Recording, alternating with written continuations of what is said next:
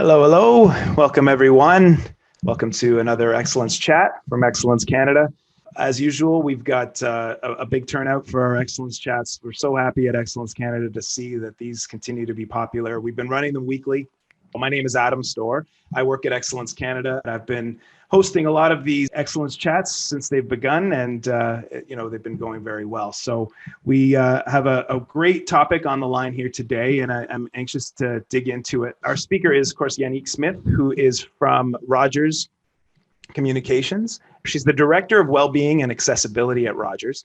Today's talk is centered around inclusion and diversity, which fits in perfectly with the Excellence, Innovation, and Wellness Standard, as well as the Healthy Workplace Standard.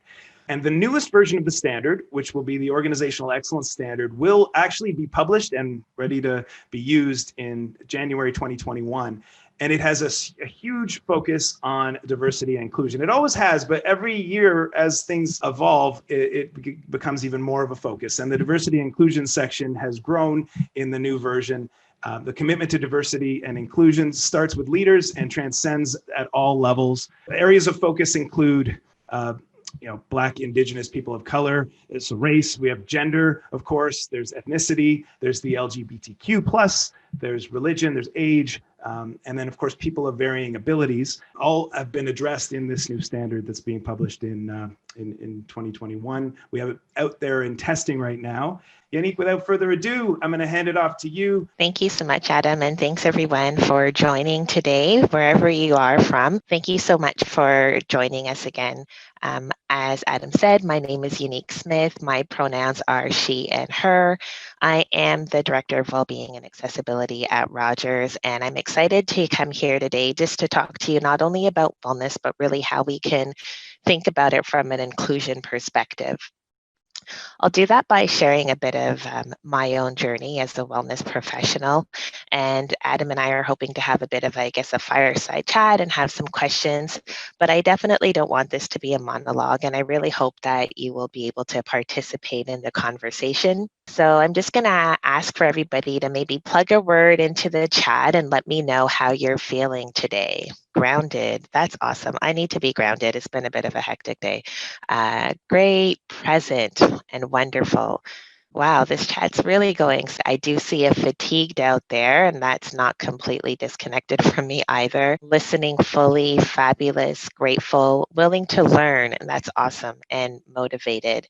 These are all really fantastic words, and I thank you so much for just even checking it in. It does actually ground me a little bit because we've been having these conversations, and I will say even for me, it's a little bit nerve-wracking. Like, I'm a wellness professional.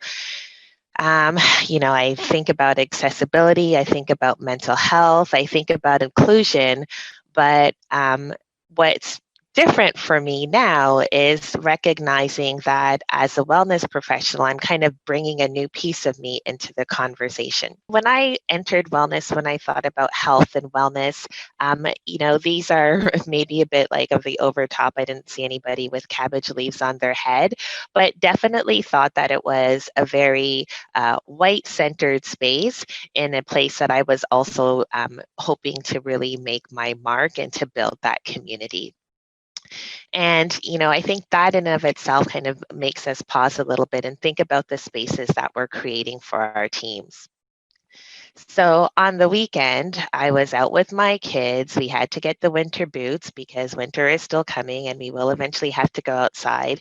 And I saw this ad and I just stopped and stared and stared and stared. And my daughter looked at me and said to me, "What on earth are you looking at?" And I said, "I don't know when I've seen an ad like this that shows these women that are different." So when I say different, they're diverse. There's a mom, there's a woman on her own, but there's Black women out there in the outdoors being healthy in the sun. And I thought, I don't know when I've really seen an ad like that. And she stopped and looked at me and thought that it was a little bit odd, which I think is fantastic, as she's still 12 years old and bright-eyed and excited for the future. So I love that. But it really just made me pause and think and say, how much are we represented, or how much have I felt that I've been represented in the wellness industry over the past years? The pandemic has really brought on a lot for many different people. We've often heard that, we're all in this together, but I think that what the pandemic has really done is shone a spotlight on a lot of the inequities and discrimination that we have maybe not necessarily been um, focused or tuned in on into. And so, Ibram X. Kendi has been, he's got some great books out there, a lot of fantastic quotes. And he says, we learn early on the racist notion that white people have more because they are more, that people of color have less because they are less. And so that kind of invokes a lot of feelings, and you think, like, how is this happening and how did we get there? Because I think many of us would say that we're not really raised in households that would have that overt conversation. But what the spotlight has really highlighted, the pandemic has really highlighted for us, is the systemic ways that Black people, Indigenous people, people of color have really been marginalized and oppressed. And so I have some definitions up here, not because I want to necessarily turn this into an academic session, but I think that it's important that, as nervous and as uncomfortable as the conversation may be, sometimes grounding that conversation in some specific definitions will help us take the emotions out of this. And so, some of these definitions are directly from Ibram X. Kendi. Some of the definitions are from Catalyst, another great organization. Um, and we've got the Workplace Diversity, Inclusion, and Intersectionality 2019 report from Culture Amp. So I'll just run through them quickly, just in case anybody is not able to fully view or access the information that's on the screen. So when we're talking about racism, we're talking some racism is different from racial prejudice. It's about hate it's different from racial prejudice, hatred, or discrimination. It's really about one group having the power to carry out that systemic discrimination through policies and practices that shape the society. And it also is shaping cultural beliefs and values that support racist policies and practices. Now, Ibram X. Kendi talks a lot about anti-racism, and anti-racism is actively standing against racism and racist policy, and supporting anti-racist policies and practices through action and expressing anti-racist ideas. And he says it requires action, and it's something that we all have to actively participate in. Emotional tax is the experience of being different due to gender, race, or ethnicity, and therefore being on guard, and so we're protecting ourselves against bias. And inclusion is the act of making a person part of a group where each member is afforded the same rights and opportunities. It has a different impact on whether people feel a sense of belonging, feel heard, and feel safe to express themselves authentically. Accessibility, as it's defined by the Accessible Canada Act, is removing barriers to equal participation. Intersectionality recognizes that people have overlapping identities that don't exist independently of each other, but actually informs the other aspects of identity. And last but not least, workplace diversity, the range of human differences present within a company, including but not limited to race, ethnicity, gender identity, sexual orientation, age, and social class. So I bring these words up because I think that as we're having a conversation about wellness and about inclusion and what we can do as HR professionals, wellness professionals, to really ensure that, particularly during this pandemic, and as we're looking at that road further on, how do we build a program that's really supporting our employees wherever they are on their wellness journey, and acknowledges all of their personal experiences and ensures belonging, and really supports even what Adam was saying from an Excellence Canada perspective, to make sure that it's embedded in the culture. I think in order to do that, we need to make sure that we're comfortable with these words, that we understand what they mean, and that we can intentionally build them into our programs. Really today, what I wanted us to do is to be able to take some time to take stock of our biases, the systems, the processes, all of the policies that might actually exclude some groups from this people-centered approach to workplace wellness. And it's recognizing that we are all on the journey and we all have a lot to learn and unlearn, but by being intentional, we can really build that path that's going to be supportive. So I, like most of us probably on this call, have gone through all the pandemic hills and valleys that, many memes have been made out. I worked out nonstop. I stopped working out completely. I slept, and I didn't really think I needed to sleep that much. I baked bread. I ate treats. I tried to diet. All of that while juggling, the kids, figuring out what to do with their education as I suddenly became a teacher at home with my husband, and still trying to focus on work. And then George Floyd was murdered, and it was captured on video, a video that I acknowledge that I haven't actually watched. And we spent some time at work listening to our colleagues. So I saw people reaching out in ways that I had never really experienced in the workplace. And I also recognized that there was some time that before the conversation really happened that, we were still working and trying to smile and stay connected between the meetings. And even as a wellness professional, I realized that there are ways that I had not really connected to care, and I started to wonder about the care that we were providing to our teams to ensure that we're really supporting them across all levels of the organization, to make sure that they feel safe and feel like they belong.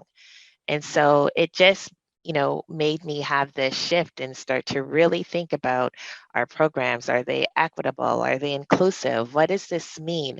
Not in a way that I had never thought of, or not that I had never thought about it before, but I think that the pandemic really amplified and put a bigger spotlight on that.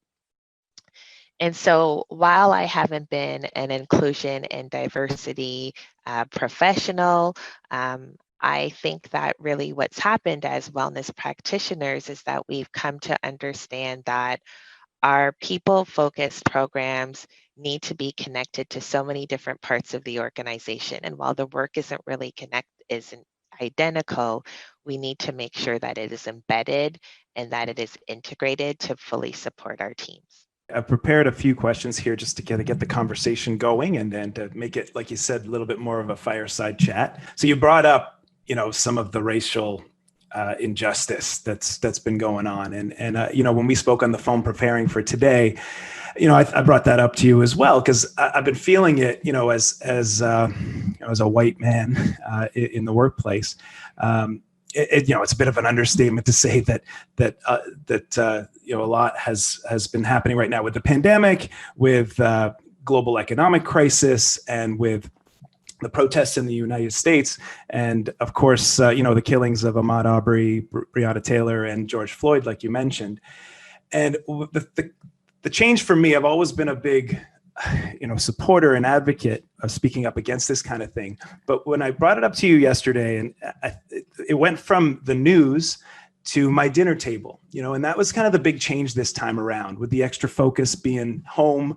And what I mean by that is that my kids brought it up to me at the dinner table. I have kids similar age to you. I've got a 13-year-old, and he brought it up to me. He's like, "Dad, I saw on the news that there was this shooting, and I don't know how I'm supposed to feel about this, and I want to know how you feel about that." So it brought this conversation from the news to my dinner table, and I'm curious. You've obviously seen it as well, how that has shaped your wellness programs, if it has at all. This heightened, it obviously has, but I want your perspective on it. So I think that, really what happened is that it shaped the wellness programs because it opened up the floodgate. It opened up a conversation about the discrimination, about racism, about the Black experience. And it opened it up in a way that like myself and Black employees were really sharing exhaustion and fatigue and, pain and being emotionally triggered by the events. And all of that happening not at the end of the workday and then being put away neatly before the workday starts, but just consistently. So in the worry and the focus that we had on our people around the pandemic and focusing on their mental health and their safety and their well-being, there was this additional layer because we had a group of employees who were traumatized and were feeling traumatized and still needing to work. And so that really required us to think about not only from a diversity and inclusion perspective about the conversation, but what are the supports that we provide to employees? How do we even talk about not only just finding counselors, but having counselors that are going to be culturally connected and understand and have done the work to be able to support somebody, even if it's not their exact same lived experience. Because when we think about mental health and some of the wait times to get counselors or to get any kind of treatment, that in and of itself is long, but the pool of BIPOC counselors is definitely small, and employees were really looking for some support that was sensitive to what they were experiencing at that time. And so I think that it required us to go back. You talked about leadership from an Excellence Canada perspective. It again put us in the spotlight to say, how do we make sure that our leaders are equipped to not only have the conversation to support their employees at work, but also to recognize some of those challenges and make sure that they're able to connect employees to care, and to do that in a very I'm going to say short time frame when employees were feeling very when the feelings were definitely heightened. And when Adam, you mentioned that the conversation came to your dinner table, what I can say is that this wasn't necessarily a new conversation. I'll say for myself, I won't speak for all Black people, but I'll say for myself, the conversation wasn't new at my dinner table. The conversation was new in the workplace, and the requirement to bring a different part of me to the workplace that I hadn't really had to do before.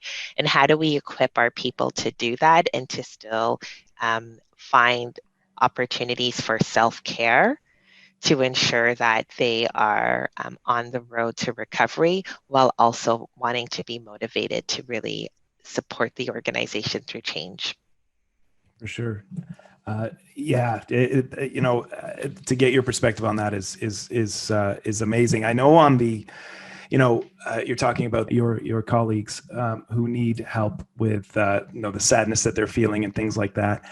I wanted to get your perspective on how I can be the best ally to the Black, Indigenous people of color right now in the workplace. As a white male, obviously I'm going to try and support everything I can do, but I want your perspective. I know there's no easy hack is what I'm trying to say.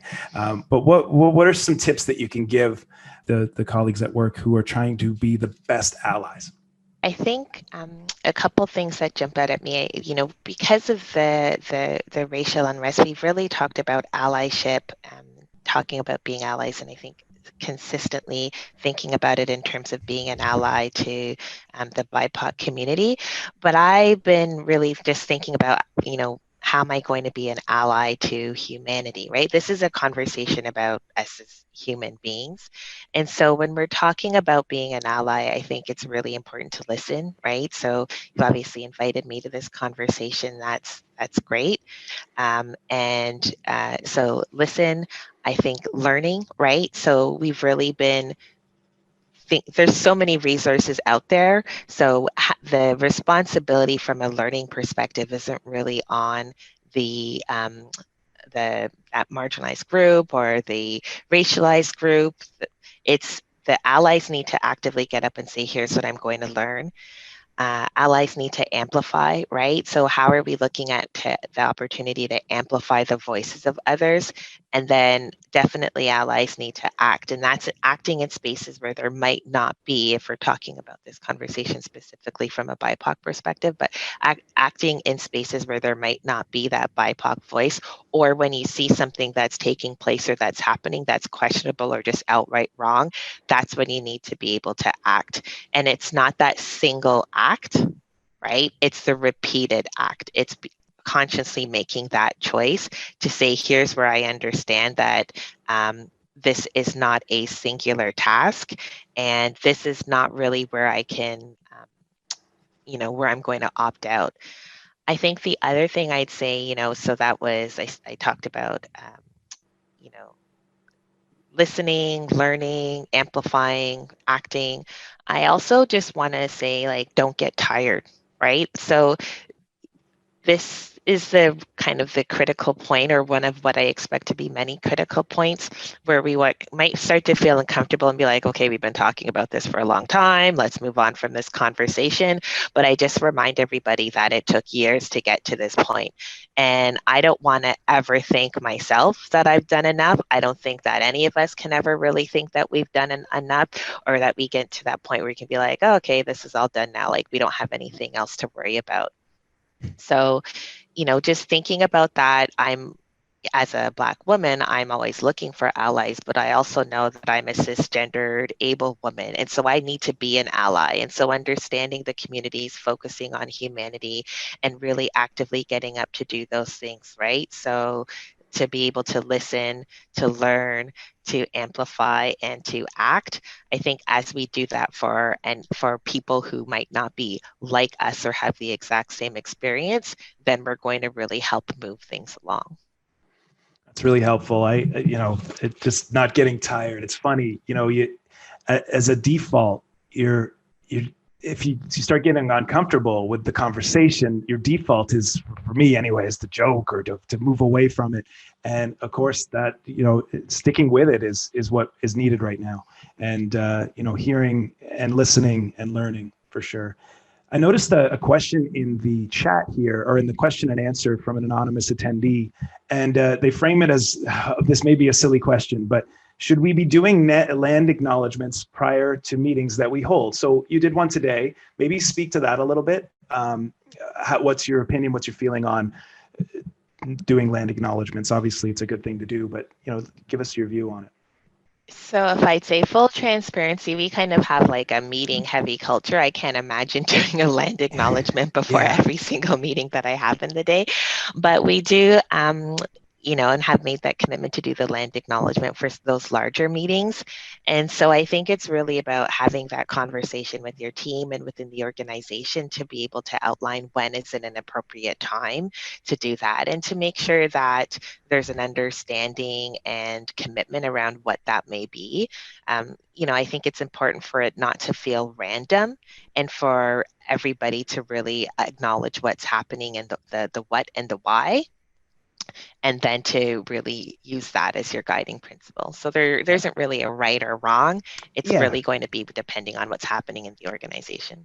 I think, with this, we have 100 people on the line here today. I think it's appropriate. It's a big enough meeting where we have, an audience from all over the country. And obviously you have to pick and choose, but you're right. If you did it every single meeting, hey, let's do a quick Zoom call. Like when we started our phone call yesterday, should we have acknowledged the land? I guess so, but perhaps not. Just a question about the US election up here. Do you think that the US election will have an impact on this issue in Canada? What do you think about that? Yes, I think it will. I think it's important we're so close, right? So I don't see how it will not. I think the opportunity for us as Canadians is to not separate the issues of racism and oppression along that border, and think that we don't have anything to work on here in Canada as well, right?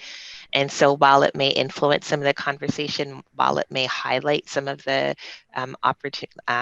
what's happening in the States, I think we really need to use that as a jumping point to say, what do we need to do in Canada to make sure that we're addressing those same systemic issues? For sure. Yeah, I think it probably will have an impact as well. Just like the examples that I shared with you about the murders that happened in the States, and it had an impact in Canada, obviously. There's some more questions up here, so we're just going to keep moving along here, Yanique. Do you have any recommendations on how non-BIPOC leaders / managers can start the conversation with staff about racism and racial discrimination? Sometimes we worry that we may be saying the wrong things, and that's from Celeste. Celeste, great question. I'm going to say, like I wake up most of the days worried I'm going to say the wrong thing at some point. So there isn't really an easy answer. And I think acknowledging that it's probably that it is an uncomfortable conversation, that you're worried about saying the wrong thing, but that it's important to have the conversation is really some of the key points.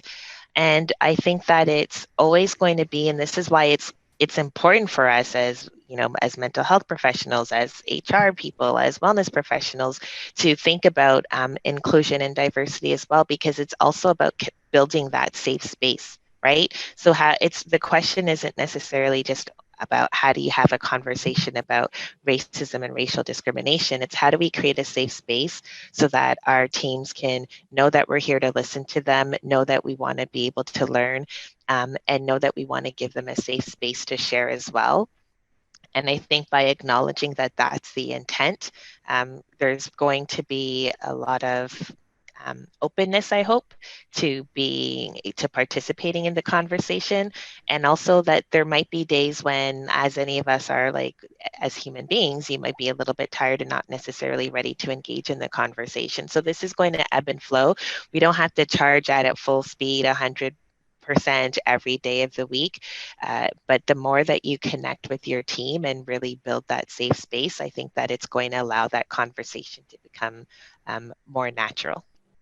So I was just looking at some more questions, and the one that speaks to some of the stuff that you were just saying about method and, are we going full speed ahead all the time? The question from Esther is all about how do we offer support necessary for people who experience cover? What's the best platform? Is it a town hall, a small group meeting, an email communication? What, in terms of method of communication, what would you say? What's been working for you at Rogers? And just in general, what are you thinking? So I think the two things that for me jump out are one of the most, I'm going to say probably one of the most challenging experiences I've had in my career has been during the pandemic, and we probably called like safe talk sessions where we had people who were sharing their experiences. And we had different sessions. So some that were specifically for the Black community and others where we had allies who were listening. And one of the hardest things I think I've experienced was listening to the pain and the trauma that people shared during those calls. And I say that it was hard because, as a fixer, I wanted to, give them the EFAP cards, EAP, call EAP, let's connect you to a counselor. Like, this is how are you going to go back to your next meeting, take the rest of the afternoon off? And that was really something that wasn't in my immediate control, to connect every single person to care in that way. So, and I think that the other piece I'd say is that part of that was also acknowledging my own fatigue and feeling overwhelmed. And so, I had shared just it was just something where I was just pausing and thinking about it. And I'm not sure why, but I actually shared it on LinkedIn. And then people read it, and like more people read it, and people were commenting, and it was quite overwhelming in and of itself.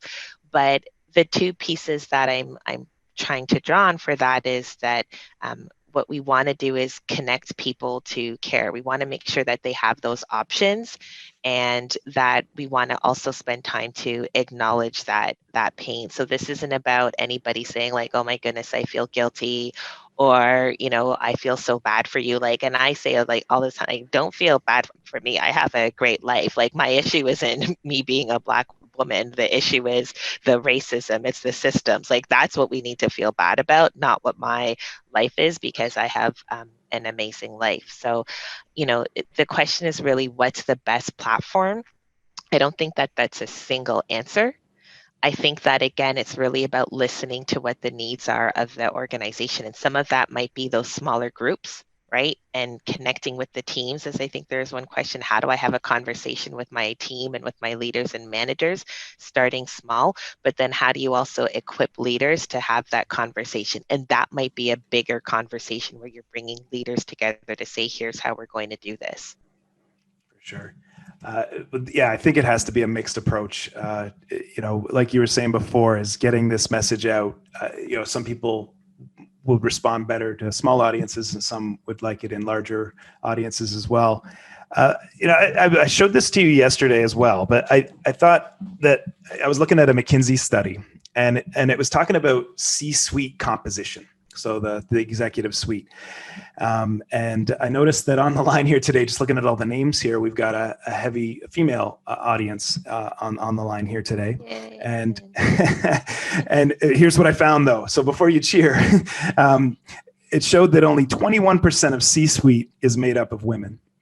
And if you want to break it down by race, since we're talking about race as well, white women made up 19% of the C-suite. White men made up 66% of the C-suite, and this is a 2020 study. Women of color, only 3% of the C-suite executives, and men of color, 12%. So the question is, first of all, do these numbers line up with your experience? And what can we do to change the underrepresentation? And the source of that study is a Women in Workplace McKinsey study from 2020. What are you thinking about that, Yanique? Does that line up with your experience? So I put my coaching hat on, or put on my interview hat on, and say, does it line up with your experience? Or, I'd be curious to know if anybody in the chat wants to say, oh, I've had a totally different experience, because I don't think that it does. It absolutely aligns with what I've seen and what I've experienced in my professional life. I think they're getting those numbers obviously grounded from organizations. Yeah, I think it might be a US based. It might be a US based study, but still, it totally lines up with our experience. We had a board meeting last week with even our Excellence Canada board, and it was all men, mostly men, and mostly white men, and so it totally lines up with ours. Anybody else? Anybody want to throw that in the chat? Do those numbers align with with your experience? And I guess the question is, what do we do about this kind of thing? This is, as a inclusion expert, what are you thinking? So I think that it goes back to our allies, right? And so if there's, white men at the table, who are you going to make space for, and how are you going to intentionally make that space? And part of that is going to go back to what you're really doing again, whether you're listening and learning and amplifying and acting, because when we have that diversity, that's when organizations are going to win. That's when organizations are really going to understand what their customers, what their employees need, and be able to bring all of that to the table to not only achieve probably all of the different certification levels through Excellence Canada and to really have that win, but to create the change and to create that positive environment. And so I think that it's, understanding our biases, right? It's, thinking about that affinity bias. It's being transparent about the processes as well. How are we making sure that we're, from a talent perspective, really able to pull on different talent pools? How are we, considering and thinking about like what a preferences or what a requirement is, and how are we building those safe spaces so that when we have, and again, like when we're talking about diversity, like having a racialized person on the team or somebody from the LGBTQ2 plus community, that doesn't make you a diverse group, right? Like diversity isn't about the person, it's about what you're looking at that group. So I can't be diverse. Our panel could be diverse by bringing different experiences. And I think it's just being intentional to say we want to be able to look around at that table and to, not just visibly, but to think about the different lived experiences that are going to really help us amplify the conversation, brainstorm and be innovative about the solutions. And So that will continue to pull people up. two things as you're talking there that kind of jumped into my in my thought for a follow-up is, I know, having read the study, that they went on to say, the low numbers for women was troubling. But what made it worse is in their research around this COVID-19 pandemic, they're saying that things like mothers in particular are taking even a heavier workload while they're working from home. So it said things like this. Mothers are 1.5 times more likely than fathers are spending additional 3 or more hours per day on housework and childcare, which, makes sense. But man, and then it went on to say that women are considering pulling completely out of the workforce as a result of this extra pressure and added pressure. So the numbers were already low, but women in leadership are pulling back. So the future of this is probably going to get worse before it gets better, which is unfortunate. But another thing that you started saying, and I'm really interested in your view on this. What is the easiest way to explain the benefits of inclusion strategies to the masses? Like I look at all the research on this, and we publish some stuff within our standard things like, obviously there's talent benefits in terms of retention and attraction. There's innovation and group performance benefits. There's reputation and responsibility benefits, and there's financial performance benefits as well. In terms of profitability and financial health. But if I'm stuck in an elevator with you, what's your pitch as to the real easy benefits of all the work that you're trying to accomplish with your inclusion strategies and your wellness strategies? What's your pitch on that? I'd say that, outside of outlining all of those points that you made, I think that we, globally and particularly in North America, are at another critical junction, right? And, I look at whether it's going to be my children or looking at me, or me looking at the organization that I work for, there's going to be a question to say, what side of the line did you stand on, right? And I think that we have to all choose where we want to stand when we're thinking about this pivotal time in history. And absolutely, it seems like there's not a good reason to say you wouldn't when you think about the financial benefits, talent, every other piece that is coming up. But ultimately, if you want to say, here's what my legacy is, right? Here's what I left in this organization. I think we need to decide what side of the fence that we really want to be on. And to stand on the side of change means we actively have to choose anti-racist behavior and systems and focus on diversity, equity, and inclusion, and build that into everything that we're doing.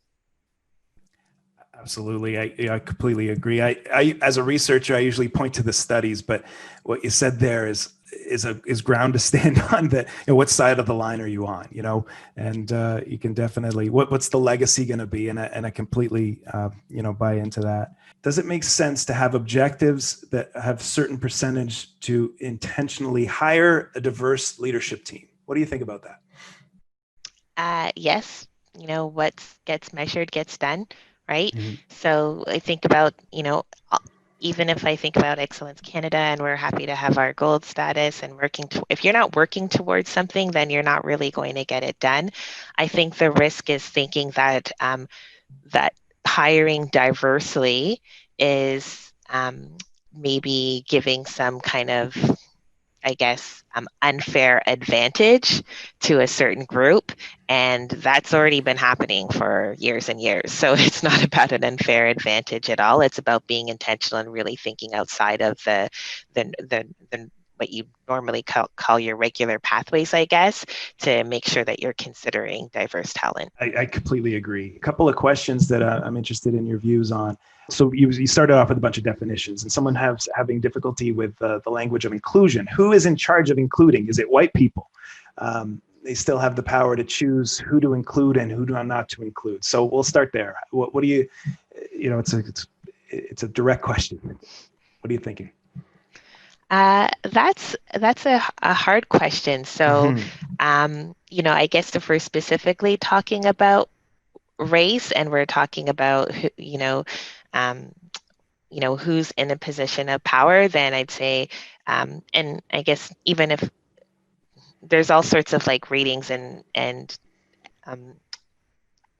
all sorts of learning that can be done and research to say like, is it, what's the power look like in the power shift? But I think that what I'm gathering is like, what do white people have to do to make this world more inclusive? And I think that, there's choices that you have to make, right? And this is Esther again saying like, I'm white and this is shameful. And I don't think it's a matter of being shameful at all. This is not a question about feeling guilty. It's about saying, here's the choices that we're going to make to acknowledge that there's privilege that's out there, that you have privilege, and acknowledge that there's ways that we've all been really conditioned to absorb these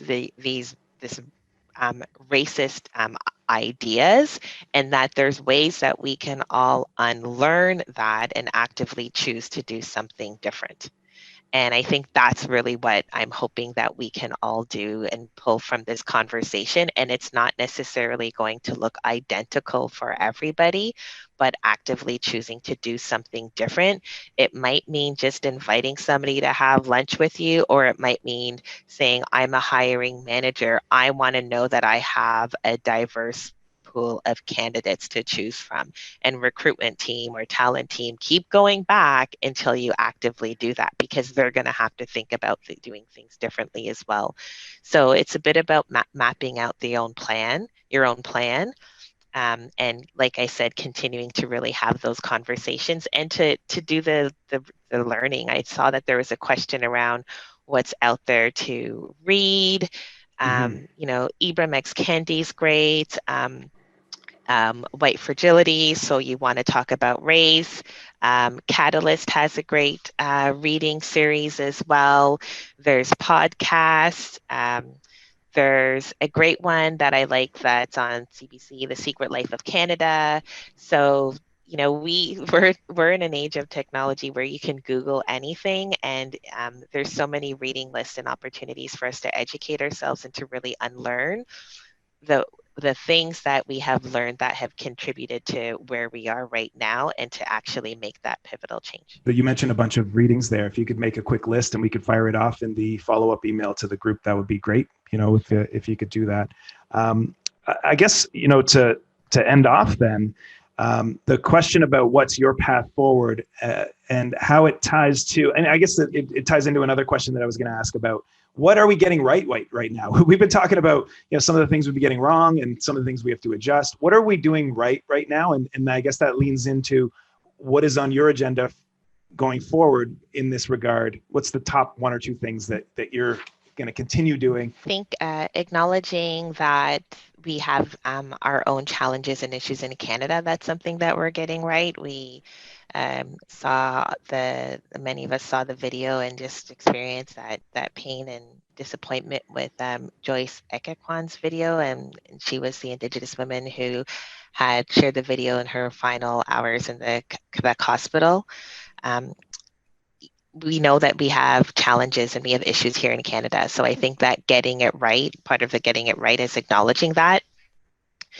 Organizations that are getting it right are also listening. They're providing that care. They're looking at their plans short-term and long-term. So they're going beyond simply listening. And that's when they're really embedding that learning, that accountability, the measurement, right? To say, here's what our actual path forward is. And those are all things that I'm really thinking about, and that I'm proud to say that our team is having those conversations, and we're thinking about how do we continue to drill down our supports and make sure that our agenda and our roadmap has paths to care for employees in not only their different life stages and wherever they are on that well-being continuum, but also reflects those diverse needs of our employees. And recognizing, and I saw there's like a question about that intersectionality, recognizing that we're not just a single thing, right? There's just not a single aspect to our identities. And so we are really talking about how do we identify and highlight those intersections, those personas, and make sure that people can go and check in wherever they are and whatever they need to make sure that they have a path to well-being. And, that includes amplifying different voices. So we've definitely had conversations with different employees, different workforces, having different experiences, and that's been huge. And then I think that making sure that when we're having conferences or having conversations, panels, town halls, that we're bringing in that diverse talent and those different experiences. And the last thing I'd say is really just about that action. So we've been having this conversation. I think many people and organizations have been having the conversation for a while. What employees want to see is that plan. So if you don't already have a wellness plan that intentionally calls out these strategies and tactics to support that diverse workforce, to make sure that you're being equitable in the resources that you're providing, then you're not actually doing it. So go back to that plan. We're going back to that plan. We want to do this plan, do, check, act, and make sure we're continuing to revisit it so that we know that we're going to be able to measure those results.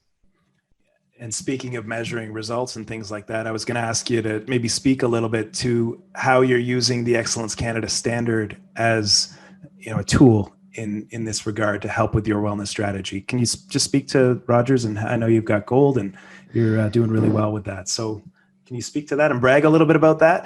Brag a little bit. So, and particularly in a large organization, like we need that framework. We need to understand like how we can build the programs that are going to meet the needs of our employees and demonstrate the measurement to say, here's how we're actually moving our initiatives, our overall strategy forward. And Excellence Canada, through each of the levels where we've been able to say, not only celebrate our success because we know that we've achieved that level and we've done all of that work, we have that goalpost, right? We have that vision to say, here's how we can make sure that we're headed in the right direction.